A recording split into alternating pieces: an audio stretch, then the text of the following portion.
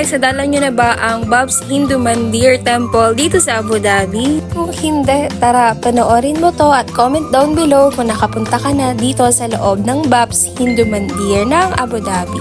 Ito ay located along Shahama, Abu Dhabi. Almost 1 hour nga ang biyahe papunta dito kapag nag-bus ka mula Abu Dhabi main bus station. Or sa loob ng temple may libreng patubig, bongga. First, kailangan mo mag-book online ng inyong reservation QR code ticket para makapasok ka sa Babs Hindu Mandir. Second, kailangan mong i-represent yon sa main entrance ng Babs Hindu para makapasok kayo.